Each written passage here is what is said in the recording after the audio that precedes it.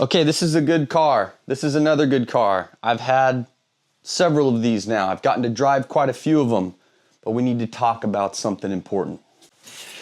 They're not as good as everybody thinks they are, and here's why.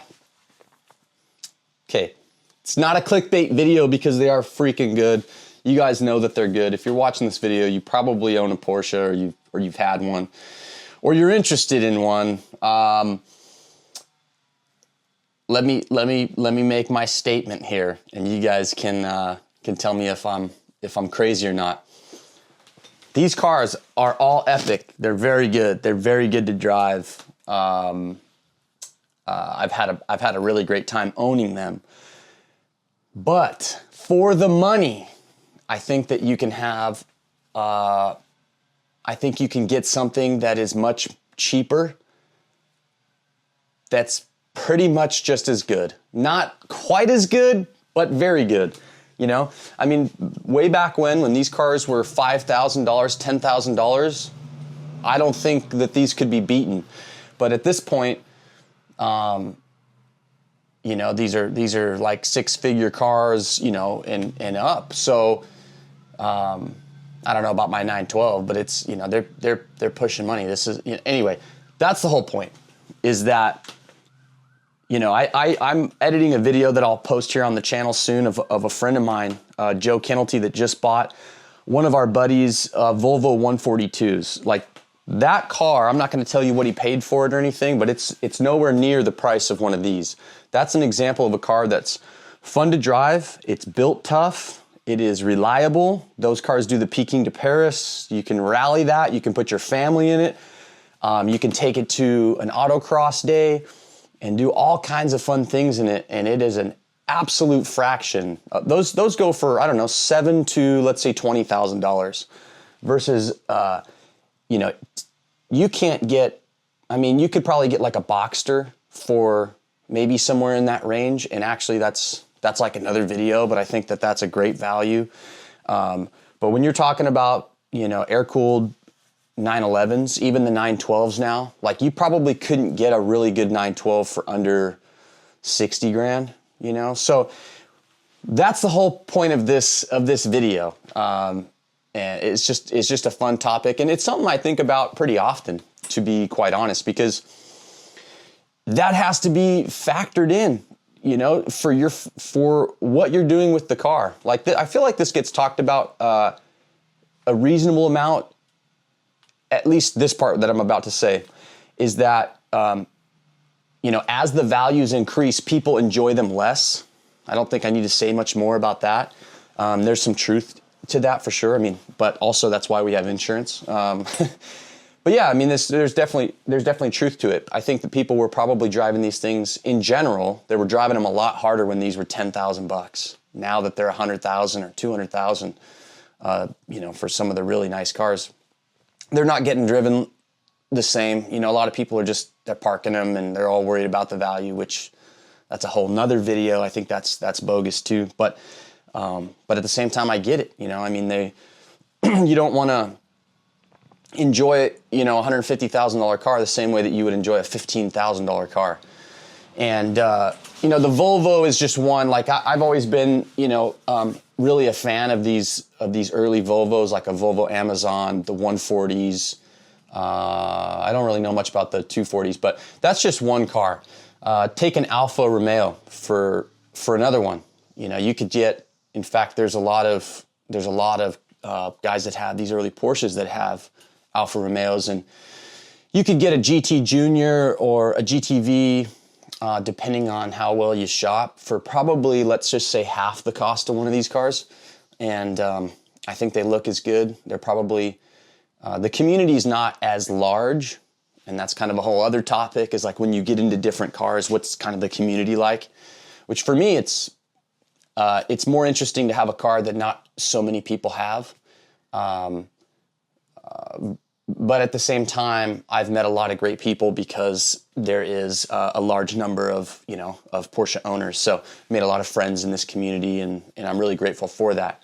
But back to kind of the specific topic of this video, you know, the value plays a huge role. I'm thinking, like, my Lotus Europa, I think, is going to be a blast to drive. And let's just, on a sliding scale, this is the way that I think of classic cars. And now that I've owned these for some years, excuse me, let me just make sure my phone is not doing anything weird. You know, the values, yeah, they've increased and all that kind of stuff. I still take these, I still drive them just the same. I really haven't changed any of that.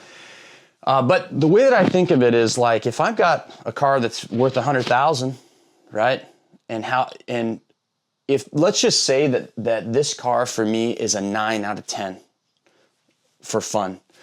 If a Volvo 142 is an 8 out of 10 or a 7.8 out of 10, and that car is a tenth of the price of this, there's no comparison in my mind on which is the car that, you know, you would probably, you know, that I at least would probably go for. Of course, I don't know. This could be, we could talk about this for quite a long time, but that's essentially what I'm talking about. My Lotus Europa, maybe one of these days I'll say what I paid for the car, but it is like pennies. I mean, I'm talking, you know, those of you guys who know, it's not even a set of like sports seats for one of these, you know, not even that. So pretty affordable. And now, is a Lotus Europa comparable with an air-cooled 911? Maybe. Actually, that is another car.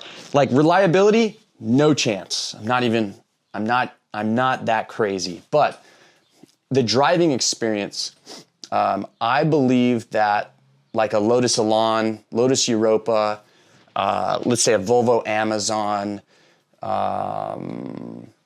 We could probably go over some other cars if I had a little more time to kind of think about it. There's got to be plenty of other cars that would kind of stack up for, let's just call it under 20 grand. And to me, I just think if you can get a car that's a 7 or higher out of 10 and it's under $20,000, I just think that is like dollar, you know, how do you know how you say that? It's not like a pound for pound fighter. It's like it's a dollar for fun value. I don't know. Let me know how we should what we should name this sliding scale for fun to value.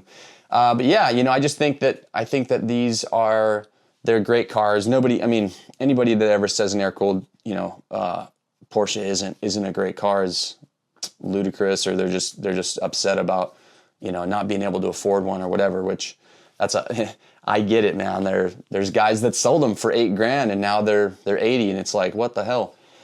So that's where I'm at. You know, I'm looking forward to getting some different driving experiences. And obviously, you know, I'm looking forward to the Lotus. The Lotus Elan, I think, is one of the coolest cars, you know, just in terms of looks and everything. So reliability, that's a whole nother thing, man. How reliable are they? If my Europa is a car that I end up, you know, walking home half the time, then clearly that's going to be a problem. That is going to deduct from the money, the fun to money value of the car.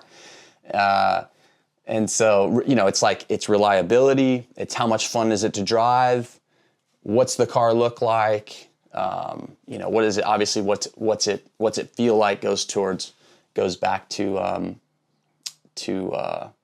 you know, how fun it is to drive. But all of those things, man, I think about them, you know, constantly. And because I still have 3 of these cars, you know, I just sold one. I had 4. I'm sort of getting the same experience over and over, where they are subtly different. Of course, my Targa is a little different than this, and that car's a little different than, you know, but they're basically still, you know, they're in the same family, so it's virtually the same car. Driving something unique, you know, I mean, even some JDM cars from the 90s are really cool. Like, you know, there's all kinds of different cars to consider. American muscle cars, I would put that, you know, think of a Ford Falcon, or, you know, kind of anything that race at Goodwood, like a Mini would be, I mean, amazing to drive. There's all kinds of cars, and we could go over it forever, but that's where I'm at, and I'm sticking to it.